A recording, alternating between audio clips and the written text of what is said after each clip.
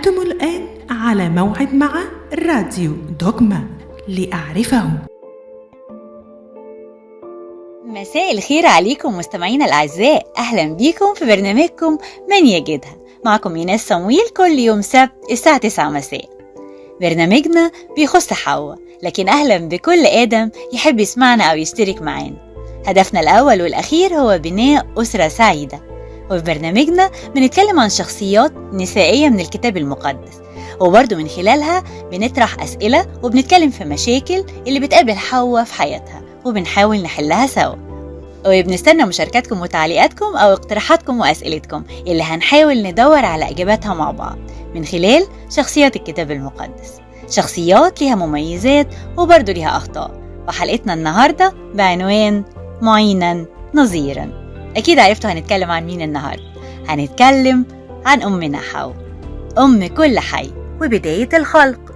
خلق ربنا آدم واداله السلطان على كل الخليقة، وشاف آدم كل الحيوانات ذكر وأنثى شعرين بالتآلف مع بعض، واحتاج آدم إن ربنا يديله شريك علشان يتمتع بالعشرة والتآلف معاه ويعينه في حياته ويكمل فرحته ويشاركه محبته. فهو يحبها لأنها حتة منه، وهي تحبه لأنه أصلها.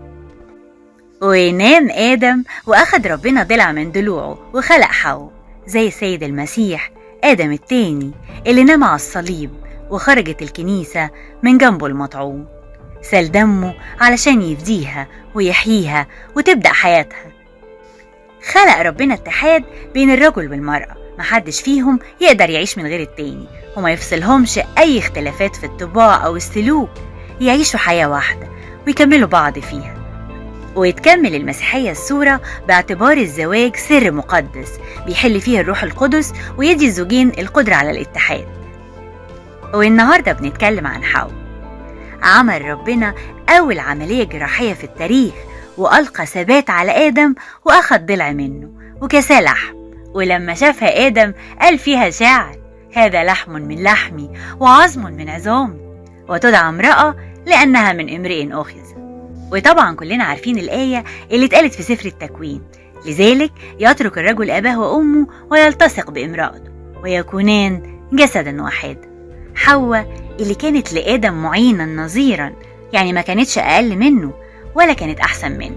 ربنا أخدها من ضلع من ضلوعه، ما أخدهاش من راسه عشان تتعالى عليه ولا من رجله عشان يتعالى هو عليها، أخدها من ضلع من ضلوعه، من جنب قلبه، من منطقة الحب، علشان تكون حتة منه، معينا نظيرا.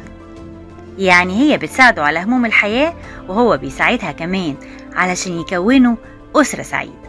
يعني مش من حق أي حد من الطرفين إنه يسيب التاني في مشاكله ومتاعبه، يعني كأنهم عاملين شركة مع بعض بنسبة 50% لكل واحد.